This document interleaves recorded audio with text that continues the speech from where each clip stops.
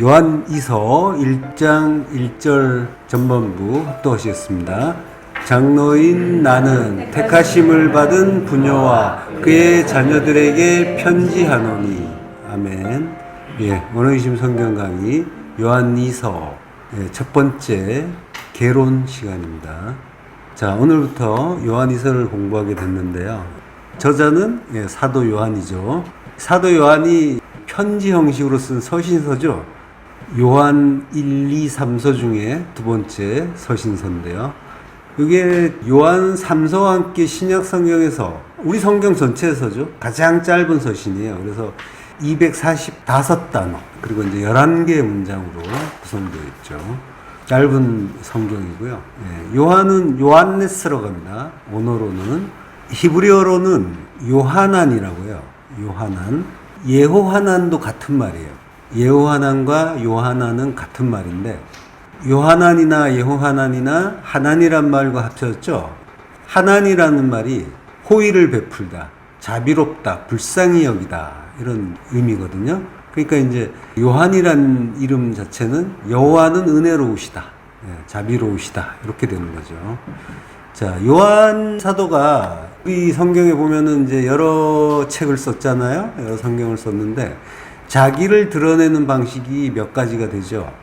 요한 저작물의 저자 표기 방식을 보면은 요한복음 같은 경우에는 사랑하시는 자, 사랑하시는 제자 이렇게 표현을 했어요. 그래서 이제 요한복음 13장 23절 같은 경우에는 그가 사랑하시는 자가 예수의 품에 의지하여 누웠다라고 하고요.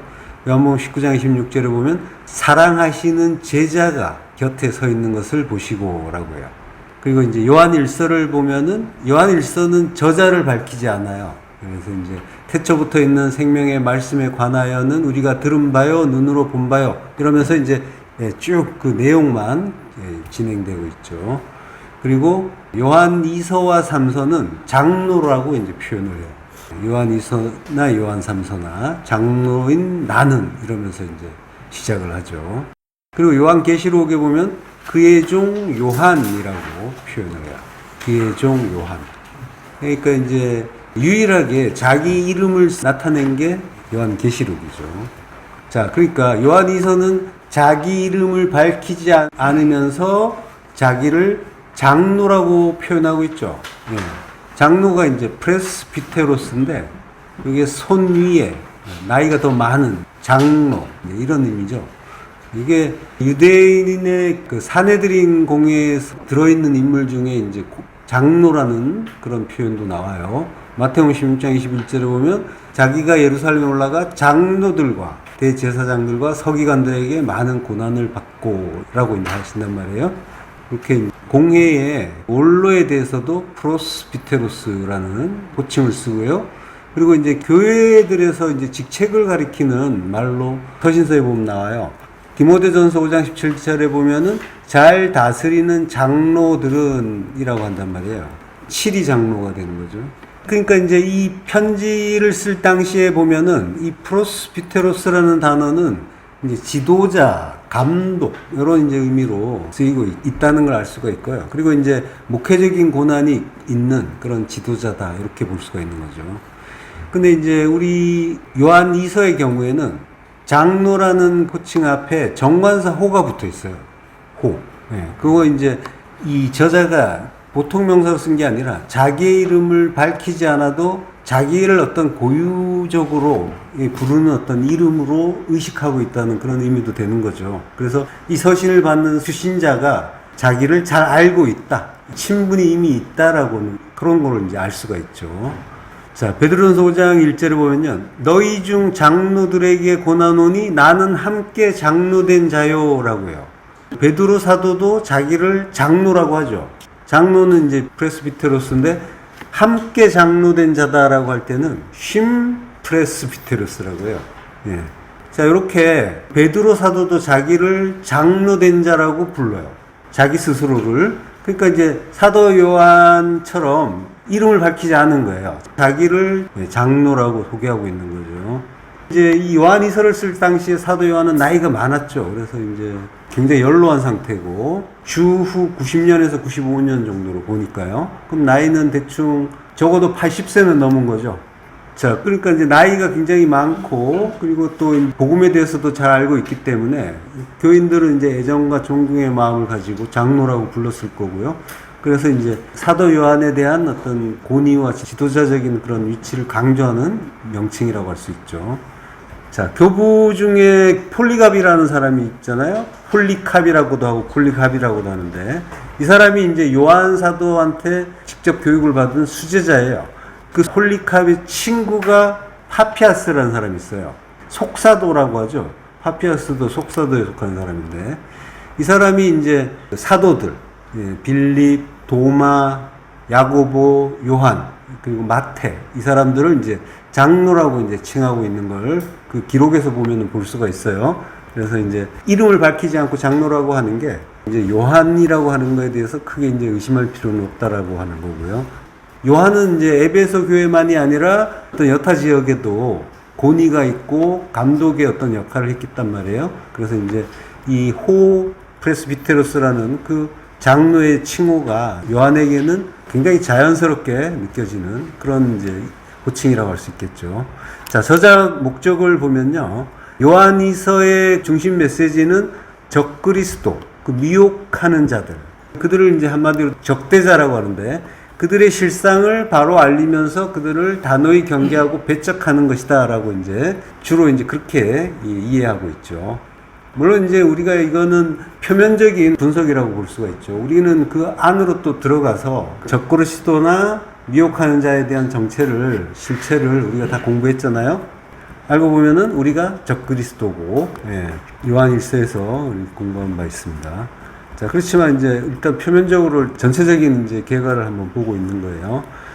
표면적으로 보면은 요한이서는 다른 두 개의 그 요한 서신과 함께 이전의 교회를 향한 그런 외부적인 핍박, 갈등 이런 것과는 다르게 요거는 이제 공동체 자체의 분열이라는 그런 사건, 문제가 일어났을 때 교회의 믿음을 강하게 하고 그리고 또 한편으로는 떨어져 나간 그 무리들의 잘못된 신앙 교리에 대해서 지적을 하고 있는 거예요. 그리고 그들의 삶 자체를 공박하고 그러면서 이제 공동체의 성도들, 남은 자들을 대내외적으로 보호하고 지키는 그런 이제 목회 상담적인 그런 목적 안에서 이제 쓰여진 그런 글이기도 해요. 자, 요한이 이제 떨어져 나간 무리들을 미혹하는 자, 적그리스도라고 부르죠. 요한이서 1장 7절에 보면은 그 내용이 나오는데요. 합독하시겠습니다. 미혹하는 자가 세상에 많이 나왔나니 이는 예수 그리스도께서 육체로 오심을 부인하는 자라. 이런 자가 미혹하는 자여 적그리스도니. 이런 표현이 이제 우리가 요한 1서를 볼 때 익숙하게 본 그런 구절이기도 하죠. 마치 요한 1서를 보는 것 같은 그런 기분도 들죠.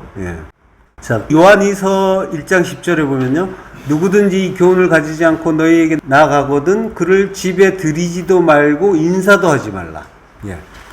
요한이 적대자들에 대해서 아주 강하게 거부감을 나타내는 그런 표현을 쓰고 있죠. 물론 이제 표면적인 내용이 그러하다는 거죠.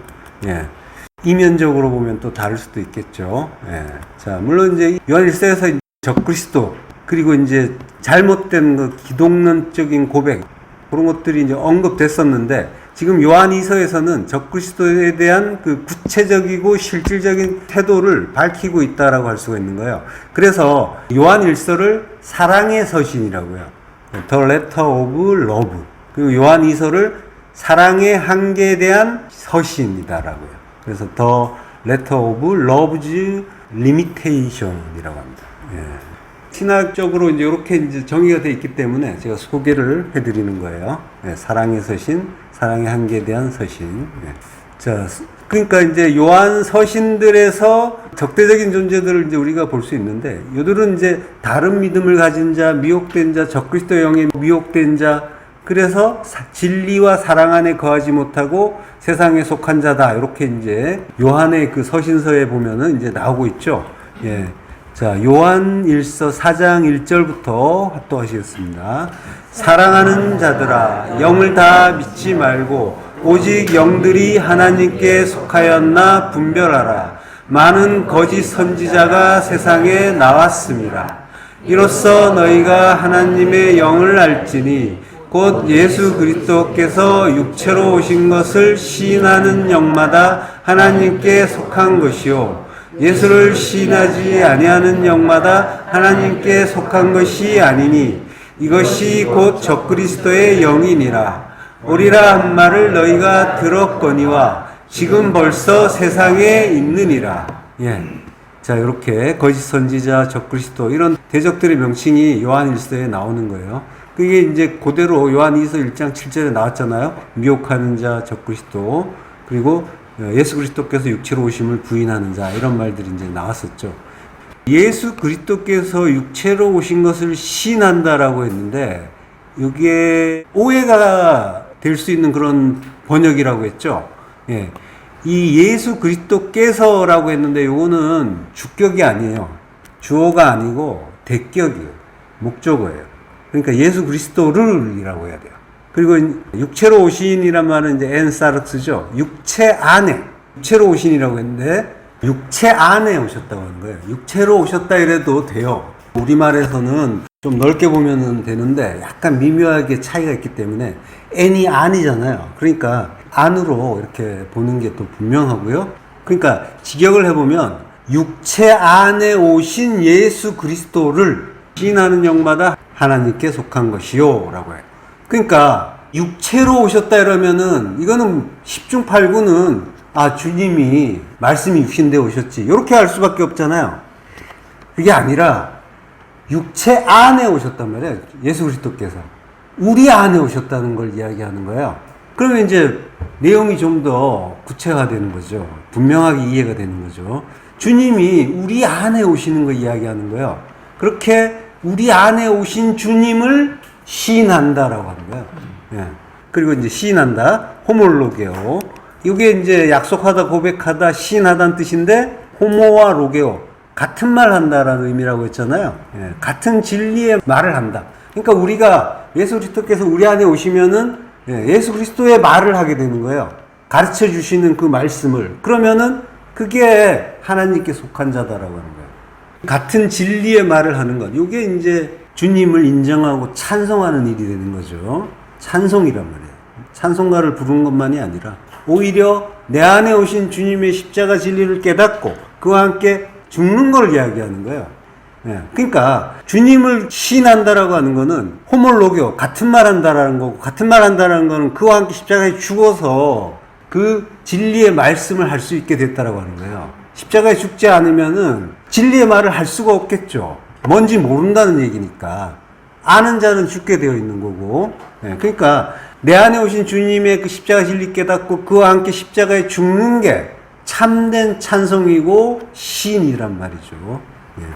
자, 십자가 진리를 깨닫고 십자가에 죽지 않은 영, 그게 하나님께 속한 것이 아니고 적그리스도의 영이다라고 하는 거예요. 그러니까 적그리스도는 안티크리스토스라고 해요. 예, 이게 이제 적그리스도라고 하면 이제 굉장히 무시무시한 말로 들리잖아요. 그래서 이제 신학적으로도 굉장히 심각하고 위험한 어떤 존재를 가리키고, 그래서 이제 말하기 좋아하는 사람들은 누가 적그리스도냐 막 이러면서 그 인물을 막 찾기도 해요. 막. 자, 근데 이 안티라는 말은 대적의 의미보다는 대신의 의미예요. 대신. 예.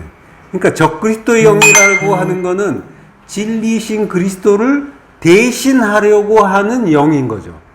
영은 말씀이라고 했잖아요. 푸뉴마, 성령은 깨끗한 그 진리의 말씀. 예. 그러니까 안티크리스토스는 진리를 대신하는 말인 거죠. 뭐겠어요? 율법이죠. 예. 진리를 대신하려고 하는 거니까 율법 이야기하는 거란 말이에요. 우리 안에 율법. 적그리스도는 율법을 말하는 존재. 결국 나예요. 내가 말하고 있잖아요. 내가 율법으로 모든 걸 보고 있고, 두 마음으로 보고 있고, 두 마음으로 말하고 있고, 선하게 판단을 하면서 내 마음에 드는 걸 말하려고 하잖아요.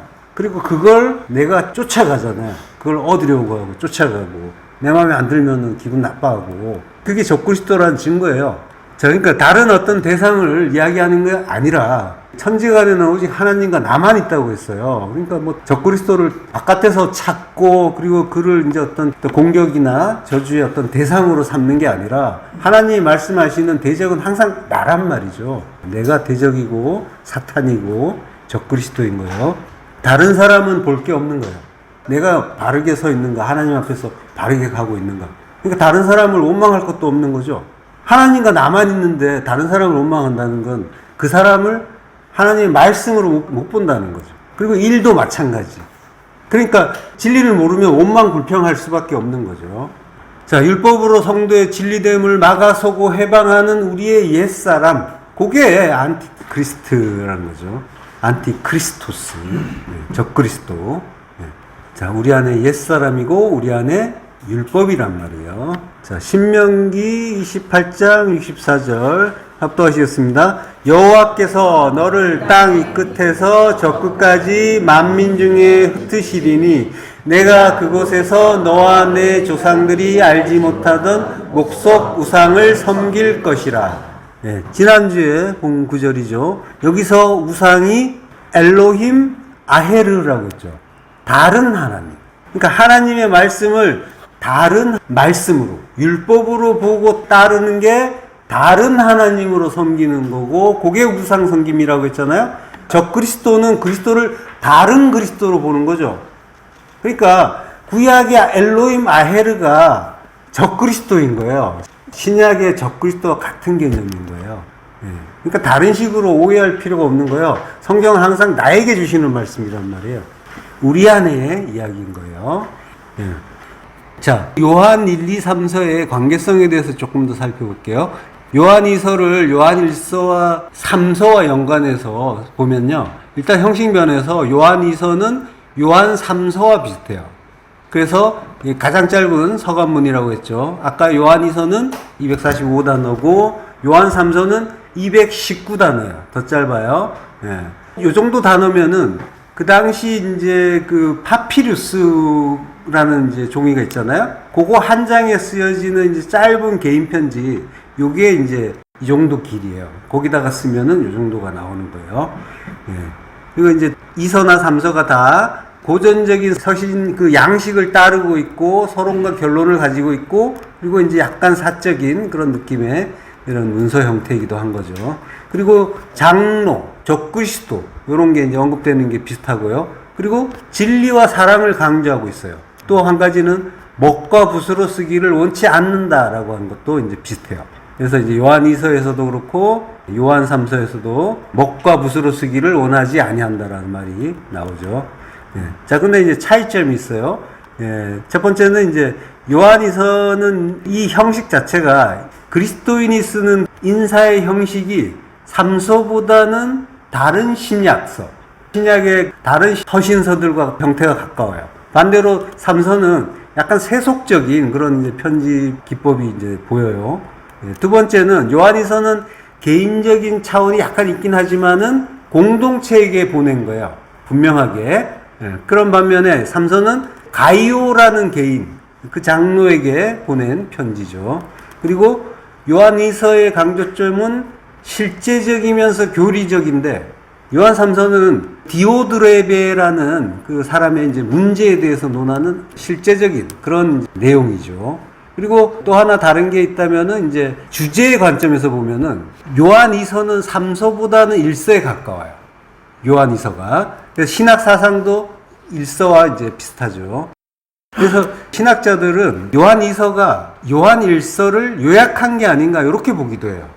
내용 자체가 이제 굉장히 요한 1서의 내용이 많거든요. 그래서 요약한 것이 아닌가 이렇게 보기도 하는데, 거기에 대해서는 이제 분명한 건 없죠. 그래서 이제 어떻게 추측하냐면 요한 2서가 요한 1서의 초안으로 작성되었거나 아니면은 요한 2서를 먼저 썼다가 그걸 확대해서 쓴 거, 좀 더 내용을 첨가한 것이 요한 1서가 아니냐 이제 이렇게 보기도 해요. 자, 그렇지만 이제 정확한 거는 없어요. 그래서 요한 1서가 2서보다 나중에 쓰여졌다 이런 거는 이제 분명한 이야기가 아닌 거죠. 전혀. 자, 어쨌든 간에 우리가 요한일서에 대한 공부를 이미 했기 때문에 방금도 말씀드렸지만 요한일서가 요한일서의 요약이 아니냐 이제 이렇게 볼 정도라고 하니까 그러면 굉장히 이제 요한일서와 유사하고 또 비슷한 구절도 이제 많이 나오는 것 같고 그래서 어떻게 보면 좀 이제 쉽게 공부가 진행될 수도 있지 않을까 이렇게 이제 예상이 되기도 하죠.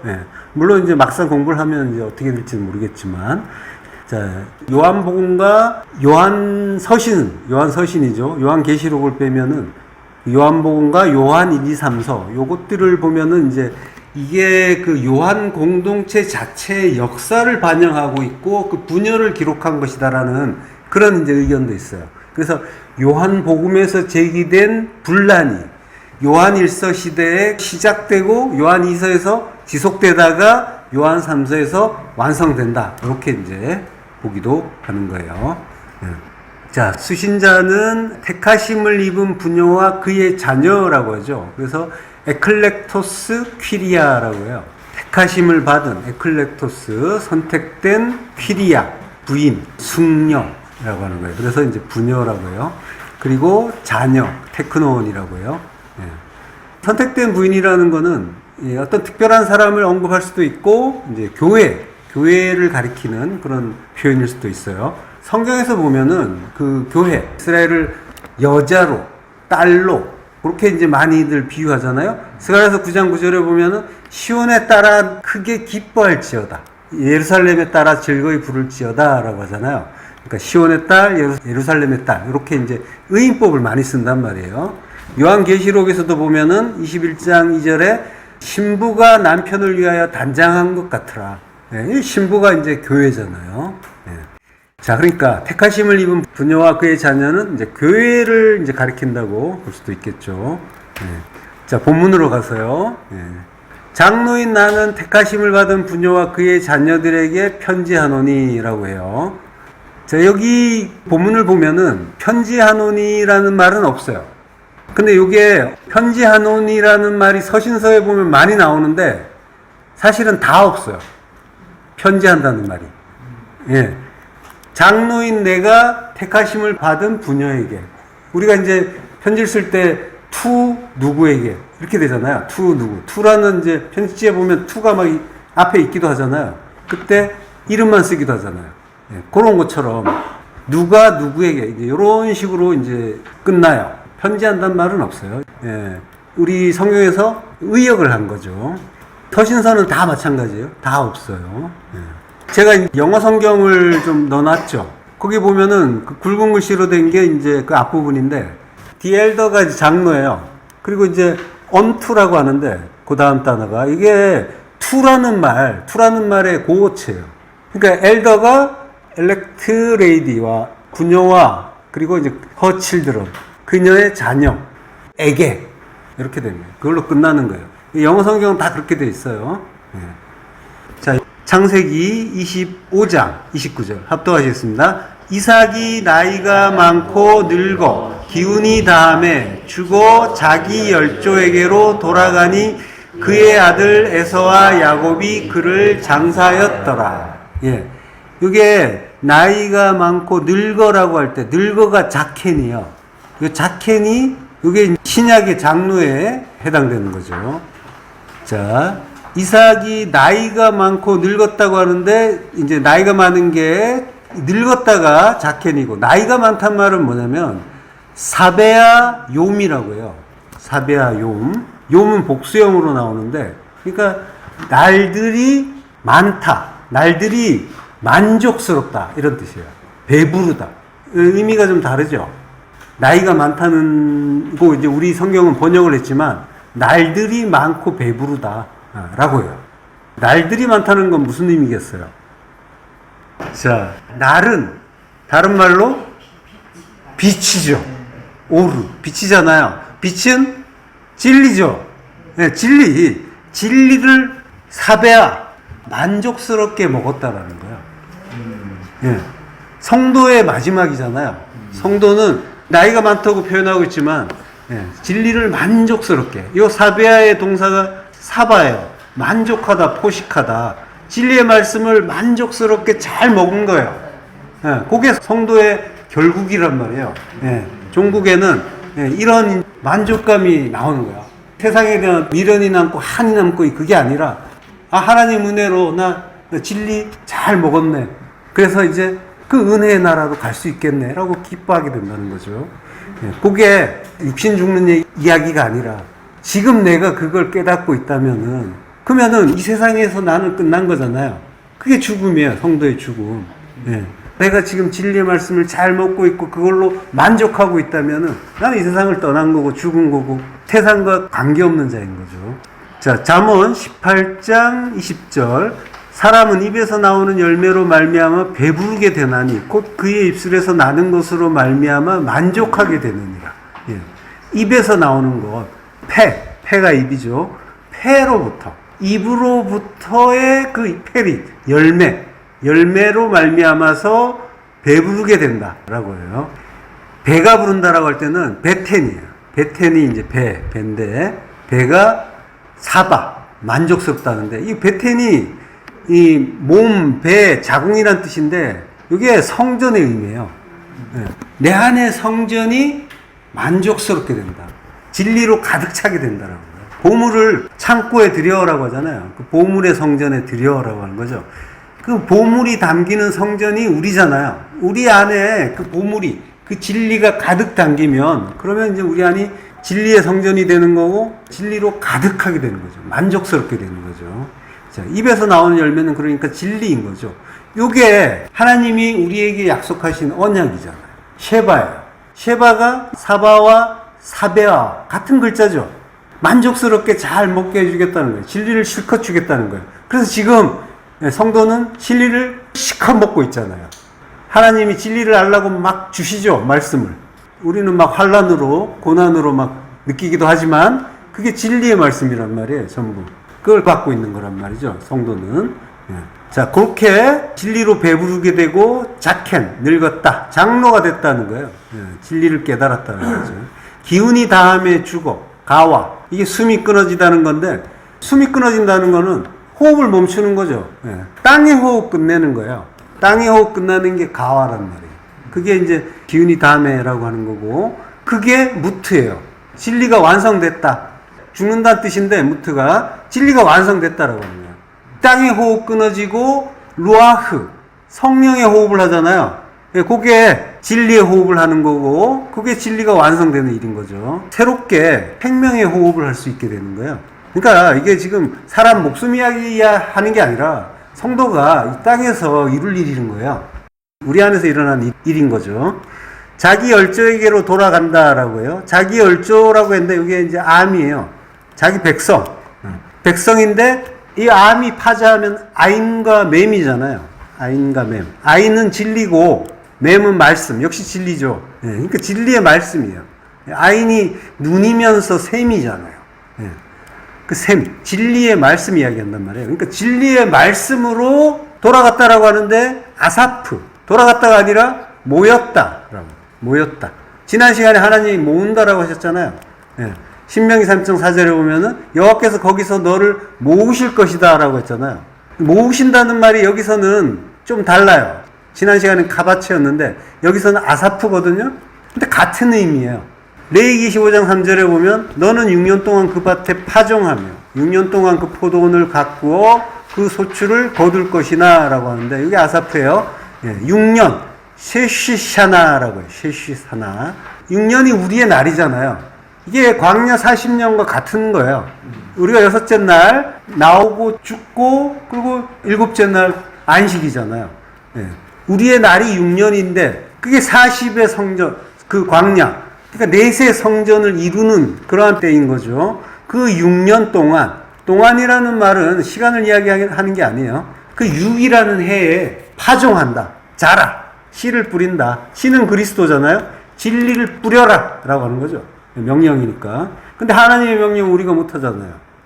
우리가 뿌리는 게 아니죠. 주님께 주시는 명령이고 주님만이 하실 수 있는 일이에요. 주님이 뿌려주시는 거죠. 그리고 6년 동안 가꾸고 소출을 거둔다라고 해요. 그 포도원을 가꾸고 포도원은 천국이잖아요. 성전 우리란 말이에요. 그리고 소출을 거둔다. 아사프 모은다라고 하는 거예요. 주님이 소출을 거두어 들이시죠. 아사프, 모으다, 거두어 들이다 이런 뜻이에요. 우리가 열매로 거둬지는 거죠. 이걸 추수라고 하잖아요. 이사야서 62장 9절에 오직 추수한 자가 그것을 먹고 나 여호와를 찬송할 것이요 라고 했잖아요. 추수 아사프란 말이에요. 자, 그리고 이 구절에서 거둔 자가 그것을, 이사야서 62장 9절이에요. 거둔 자가 그것을 성소들에서 마신다라고 할 때 거둔 자가 카바치예요. 그러니까 아사프와 카바치가 같은 의미라는 거예요. 추수한 자, 거둔 자 같다는 거예요. 자, 창세기 49장 33절 야곱이 아들에게 명하기를 마치고 그 발을 침상에 모으고 숨을 거두니 그의 백성에게로 돌아갔더라. 여기 이제 재밌는 구절이 나와요. 야곱이 죽을 때 발을 침상에 아사프 모아요. 모으고 죽어요. 왜 발을 모으고 죽을까요?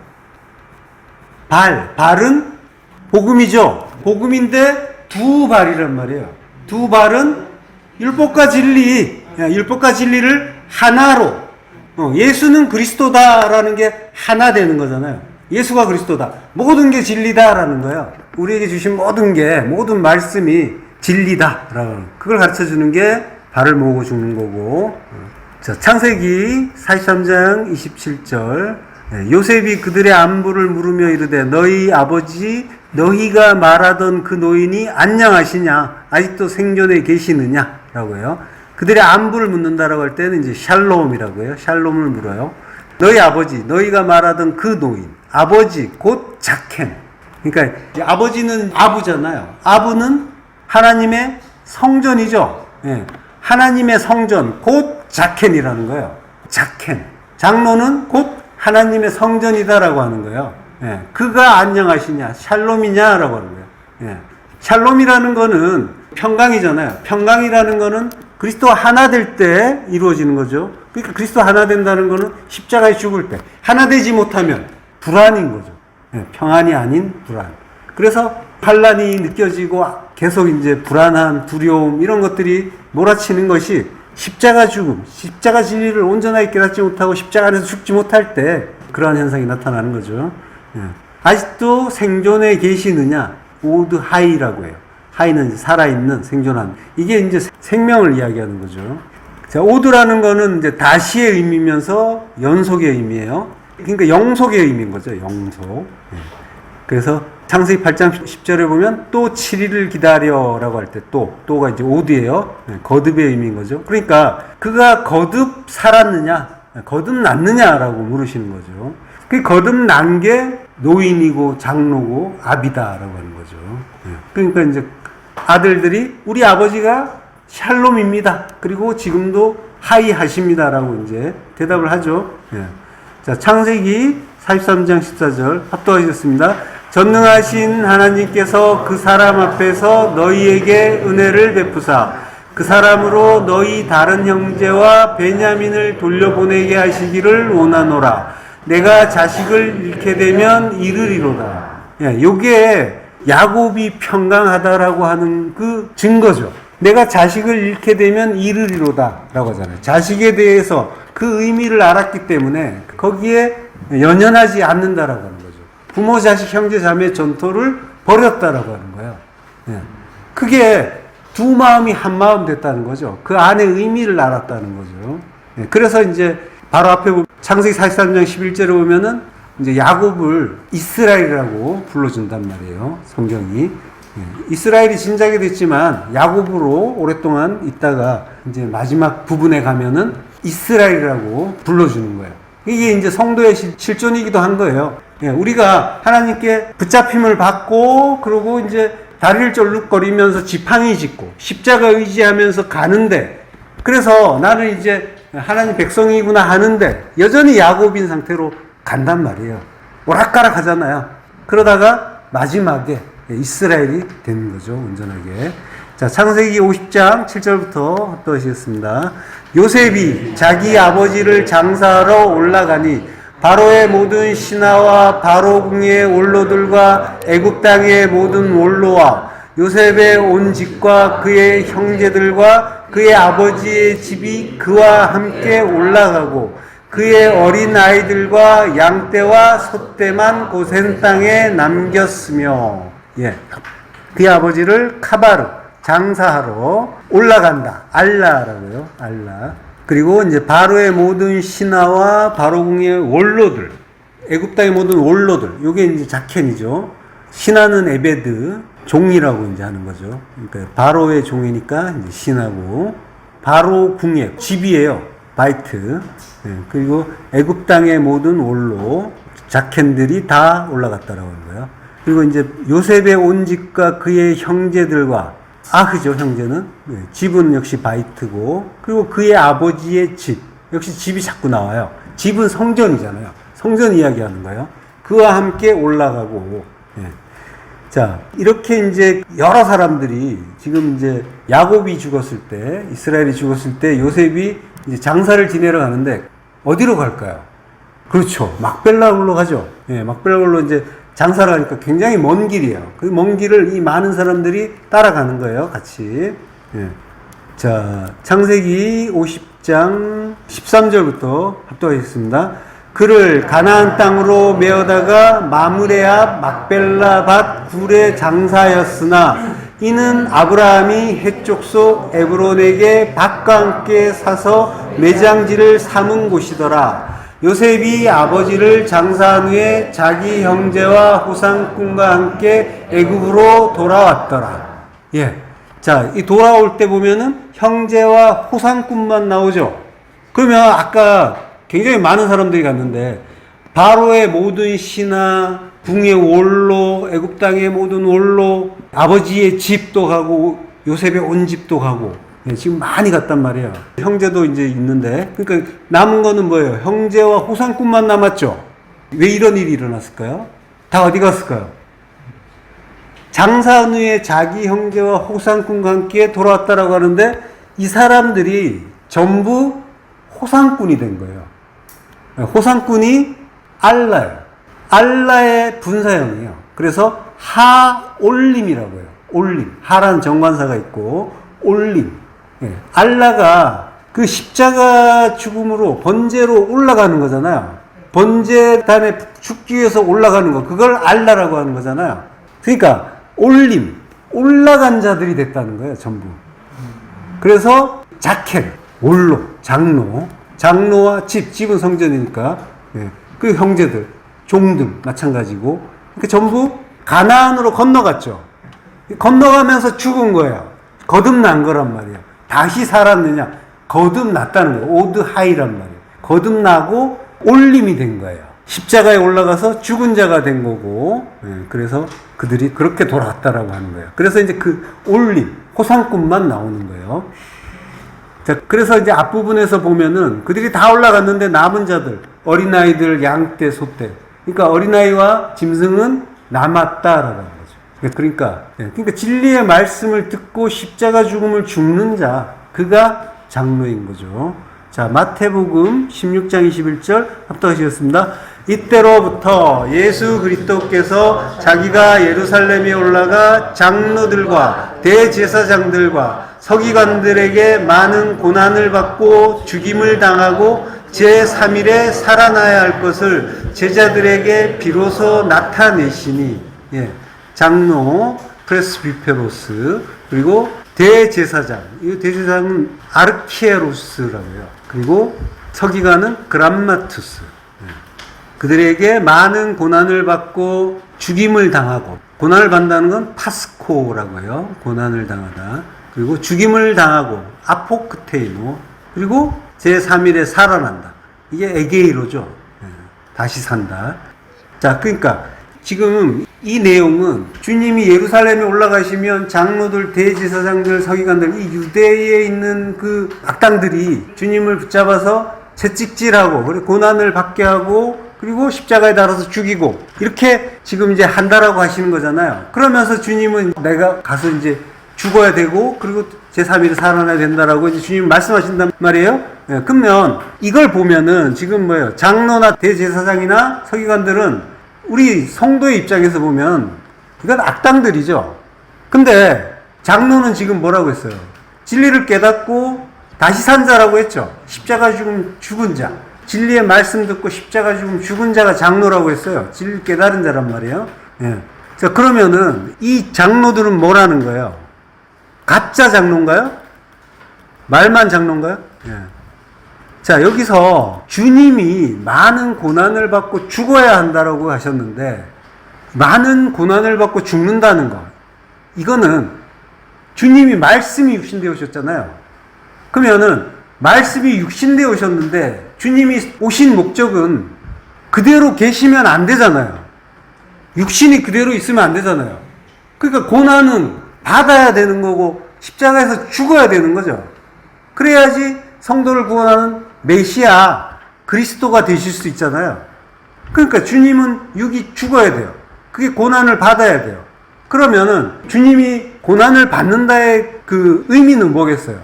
뭐가 주님을 고난받게 하겠어요?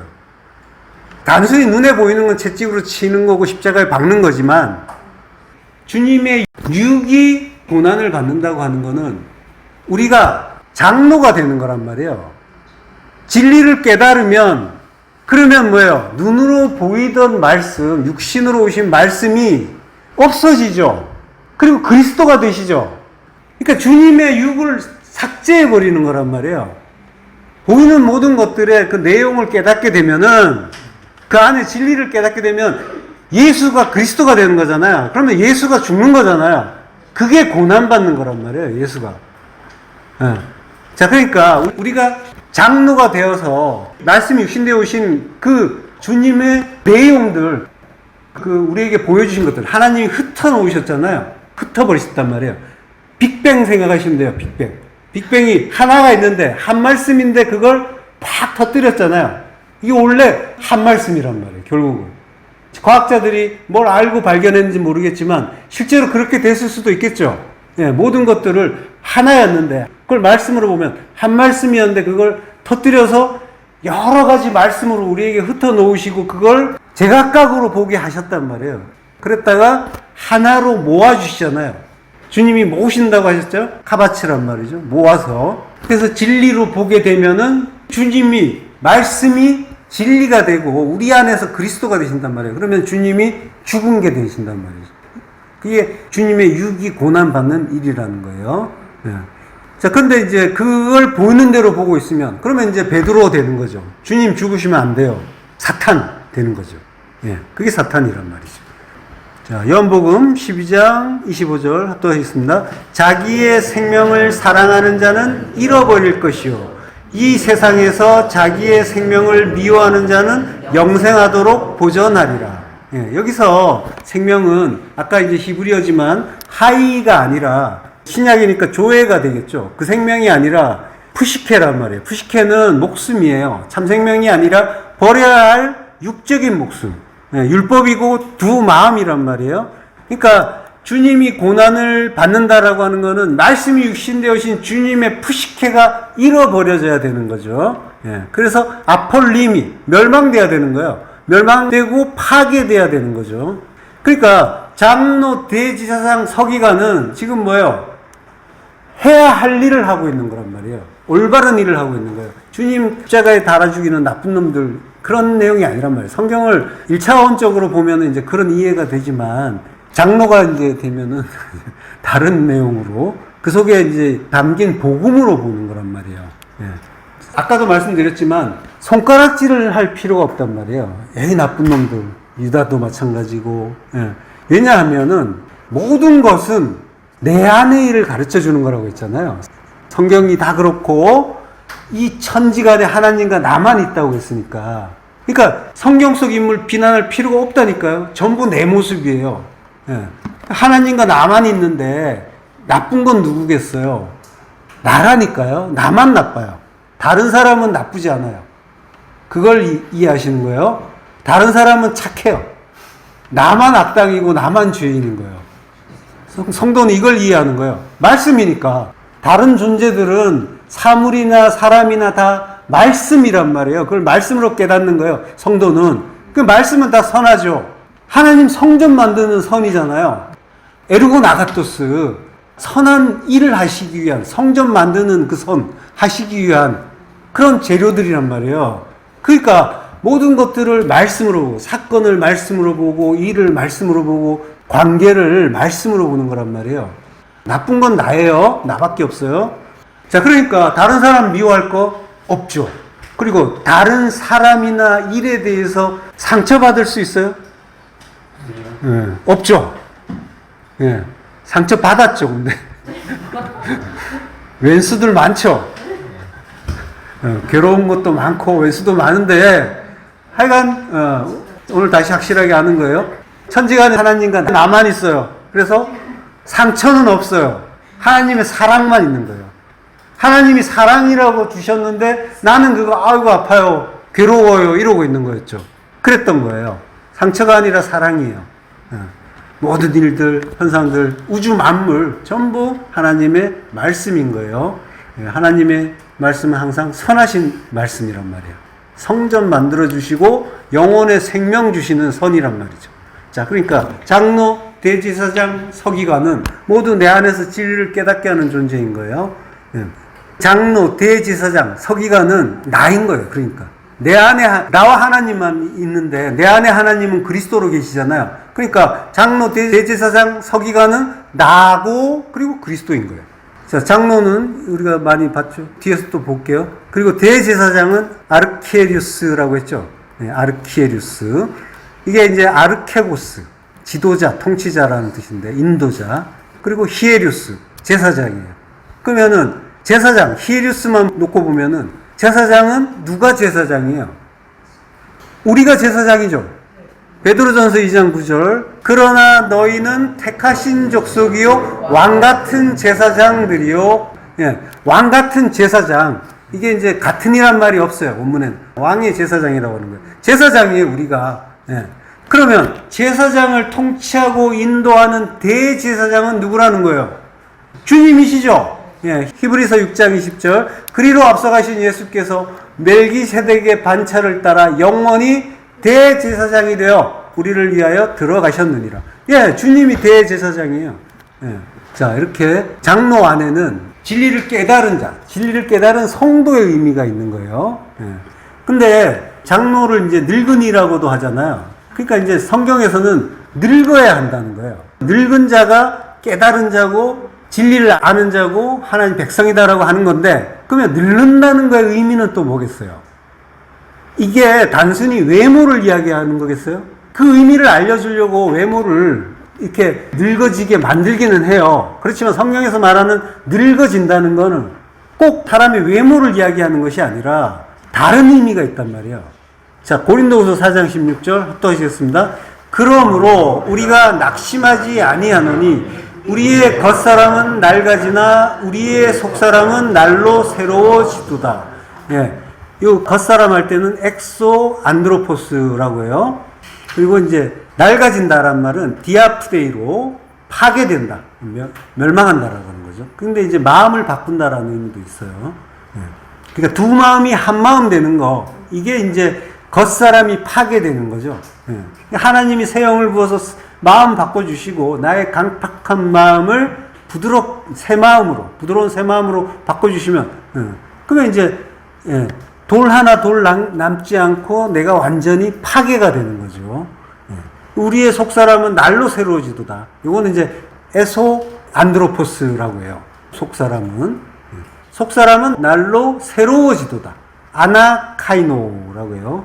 예, 우리의 겉사람이나 우리의 속사람이라고 이제 말할 때 우리라고 해요. 우리라는 말이 있지만 우리는 복수지만은 안드로포스는 단수예요. 그래서 나 한 사람 이야기하는 거예요. 그리고 우리는 하나님 이야기하는 거란 말이에요. 하나님을 포함한 나. 그래서 우리예요. 예, 우리의 속사람.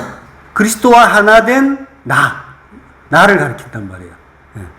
아나카이노는 아나라는 말이 이제 위로라는 뜻이잖아요. 위로. 그리고 카이노는 카이노스라는 말, 새롭다는 말, 새로운이라는 뜻이죠. 이게 합쳐진 단어예요. 그러니까 위로는 하늘로죠. 하늘로 새롭게 된다라고 하는 거예요. 하늘로 새롭게 된다. 그게 날로 새롭게 된다라고 하는 거예요. 날로는 헤메라가 두 번 나와요. 헤메라 카이 헤메라. 그러니까 날들인 거죠. 날들. 날은 욤이잖아요. 욤은 오르, 빛이죠. 그 빛을 주신단 말이에요. 위로부터 빛을 주시는 날에 카이노스, 새롭게 된다라고 하는 거예요. 카이노스는 네오스하고 다르죠. 네오스는 아예 없던 게 나타나는 거지만 카이노스는 있던 것이 새롭게 되는 거라고 했죠. 그러니까 성도 이야기하는 거예요. 성도의 옛사람, 새사람. 자, 옛사람, 성도의 그 옛사람, 옛세상이 완전히 파괴되고 멸망되고 그리고 새로운 피조물로 바뀐다라고 하는 거죠. 진리의 빛을 받으면 그 내 안의 모든 율법이 깨지게 되잖아요. 이게 육의 종말인 거고 여섯째 날인 거예요. 십자가에 죽는 날인 거란 말이에요. 그러니까 성도의 종말은 세상이 무너지는 멸망이 아니라 육으로 죽고 영으로 다시 사는 두려운 날이 아니라 기쁜 날인 거란 말이에요. 생명의 부활을 말하는 거예요. 이 아나카이노가 현재형이면서 수동태예요. 그러니까 지금 새롭게 된다. 수동태니까 새롭게 되는 건데 내가 아니라 하나님이 해주시는데 지금 새롭게 된다는 거예요. 계속 되고 있다라고 하는 거예요. 이게 성도예요. 우리는 할 수 없지만 하나님이 계속 새롭게 만들어주고 계시다. 그래서 은혜다라고 하는 거예요. 자, 히브리서 8장 13절 합독하시겠습니다. 새 언약이라 말씀하셨음에 첫 것은 낡아지게 하신 것이니 낡아지고 새하는 것은 없어져 가는 것이니라. 자, 새 언약은 카이노스 디아데케라고 해요. 카이노스 새로운 디아데케 언약이죠. 카이노스 디아데케. 첫 것은 낡아지게 한다. 첫 것은 프로토스라고 하죠. 프로토스는 장자고 율법이라고 했죠. 그것은 팔라이오, 낡아진다. 그리고 낡아지고 쇠하는 것. 팔라이오하고 게라스코, 늙어가는 것은 없어져 가는 것이다. 아파니스모스.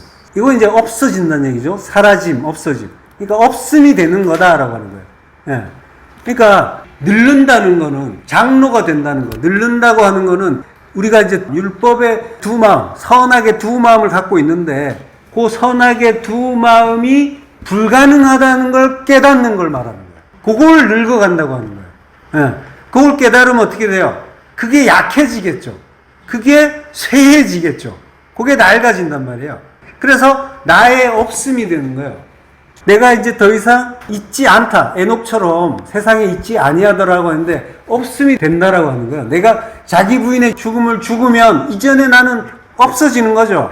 새 사람이 되는 거잖아요. 이게 에녹처럼 없음이 되는 거예요. 이게 뭐 승천했다라고 하는데 승천한 게 아니라 그게 승천이죠. 우리가 나에 대해서 없음이 되면 더 이상 나에 대해서 있지 않고 세상에 대해서 있지 않고 하늘로 있는 거란 말이에요. 그러니까 승천인 거죠. 그게 하늘로 승천한 거고 편입된 거고 영혼으로 들어간 거란 말이죠. 자, 이렇게 만들어주시는 게 카이노스의 새 언약이다라고 하는 거예요. 그러니까 이제 우리의 그 몸이 육체가 낡아지고 쇠해지고 약해지는 거, 이거는 복음인 거예요. 그걸 통해서 나의 두 마음도 약해지고 있구나라는 걸 그걸 통해서 깨닫잖아요. 아, 내가 약해져야 하나님을 더 생각할 수가 있단 말이에요. 내가 건강하면은 돌아치느라고 바빠가지고 내볼 일이 너무 많아. 그래서 하나님 생각할 시간이 없잖아요. 그러다가 아프면 생각나잖아요. 하나님 이거 좀 어떻게 고쳐주시면 안 될까요? 막 이러면서 큰 병 들고 막 불치병 들었다 이러면은 더 매달릴 수가 있게 되죠. 그런 이제 그것도 뭐 나쁘다는 게 아니라 그리고 이제 실제로 아프신 분 있으면 죄송한데 자, 어쨌든 약해지는 거 그걸 통해서 복음이 우리에게 들어오는 거란 말이에요. 그걸 깨닫는 거예요. 점점 더 낡고 쇠해지는 건 복음이란 말이에요. 그걸 통해서 우리는 깨닫는 거예요. 그래서 없음이 되어 가는 거란 말이에요. 그러면은 그 늙은이 장로가 되는 거란 말이죠. 노인은 백발이 되죠. 요한계시록 1장 14절 그의 머리와 털의 희기가 흰 양털 같고 눈 같으며 그의 눈은 불꽃 같고 검은 머리에서 흰 머리가 우리가 되잖아요. 그게 죄에서 의로 까만 거는 죄를 뜻한단 말이에요. 그 죄에서 하얀 의, 순결한 의가 된다라는 거고 그 흰머리가 됐다라고 하는 건 그리스도, 의로우신 그리스도께서 내 머리가 되신다는 걸 가르쳐 준 거란 말이에요. 그래서 이제 우리가 흰머리가 나는데 그거 가르쳐 주는 복음이란 말이죠. 그래서 이제 그리스도께서 내 머리가 되시잖아요? 그러면 뭐예요? 내가 그리스도가 된 거죠. 그리스도가 내 주인이시고 나의 머리가 그리스도시니까 나는 그리스도인 거예요. 나는 없잖아요. 그리스도만 계신 거니까. 그래서 이제 우리를 성도를 그리스도인이라고 하는 거죠. 예, 이렇게 되는 거란 말이죠. 자, 잠언 16장 31절 합독하겠습니다. 백발은 영화의 면류관이라 공의로운 길에서 얻으리라. 예, 백발 셰바는 영화의 티프아라의 아타라 면류관이다 라고 해요. 그리고 공의로운 길에서 의의 길이죠. 체다카 의의 길에서 찾는다 마차라고 해요. 자, 그러면 영광의 면류관이라고 하는데, 근데 또 영광의 면류관 하면 또 우리가 생각나는 게 있죠. 뭔가 천국에 가면은 굉장히 또 영광스러운 뭔가를 주지 않을까. 명예도 주고 지위도 주고 면류관 받고 그거 받고 싶어 하고 막 이제 그러잖아요. 자, 근데 영화의 면류관이라는 건 뭐겠어요? 자, 이사야서 28장 5절 합독하겠습니다. 그날에 만군의 여호와께서 자기 백성의 남은 자에게 영화로운 면류관이 되시며 아름다운 화관이 되실 것이라. 하나님이 면류관이에요. 하나님이 영광의 면류관이시고 아름다운 화관이 되시는 거란 말이에요. 아브라함에게 하나님이 내가 너의 큰 상이라고 하셨잖아요. 상급이라고 하셨죠. 상급, 면류관, 이건 전부 하나님이란 말이에요. 뭐 다른 거 계속 말했잖아요, 우리. 근데 하나님이 전부니까 하나님을 상으로 받는다라고 하는 건 전부를 받는 거예요. 그래서 성도는 하나님만으로 즐거워하는 거예요. 그러니까 하나님 말고 뭐가 좀 더 있어야겠다고 우린 전에 생각했어요. 그래서 하나님을 구한 게 아니라 하나님을 잘 믿는다고 해서 혹은 믿는 척을 해서 하나님께로부터 뭘 받아내려고 하는데 좀 집중을 했었단 말이에요. 그건 다른 하나님이었고 엘로힘 아헤르 안티크리스토스 적그리스도였던 거고, 그렇지만 아들은 하나님의 참된 말씀인 오직 진리로 하나님을 바르게 찾고 깨닫는 거란 말이에요. 하나님을 바르게 할 수 있는 길은 말씀이니까, 하나님 말씀으로만 우리에게 인식되니까 진리를 바르게 깨닫는 거란 말이죠. 그러면 다른 하나님이 아니라 참 하나님을 찾을 수 있게 되는 거고, 찾고 만날 수가 있게 되는 거고, 그러면은 그 바른 깨달음, 그 진리로 배부르고 만족할 수가 있게 되는 거고, 그걸로 기뻐하고 감사하게 되는 거죠. 예. 자, 그러니까 성도는 다른 걸로 기뻐하는 게 아니라 진리를 아는 걸로, 그게 상이란 말이에요. 진리를 알면 하나님을 아는 거고 내 안에 그리스도께서 사시는 거란 말이죠. 그러면 그걸로 기뻐할 수가 있게 되는 거고, 그게 전부란 말이죠. 예, 그게 상이고. 자, 주님 따라가는 십자가의 길에서 모두 장로 되시고 영광의 면류관, 아름다운 화관 잘 받으시기를 축원합니다. 예, 기도하겠습니다. 하나님 늘 감사합니다. 나홈을 마치고 요한이서를 새롭게 시작하게 하시니 감사합니다. 우리가 한때는 세상에서 만족하지 못해서 불만스러워서 괴로워하기도 했습니다. 그렇지만 이제는 우리가 두 마음의 율법 다 깨지고 새로운 장로로 거듭나길 소망합니다. 우리의 두 마음이 낡고 쇠해지고, 그래서 참된 하나님의 진리, 그 뜻 깨달을 수 있도록 하나님 은혜를 더하여 주옵소서. 예수 그리스도 이름으로 기도했습니다. 아멘.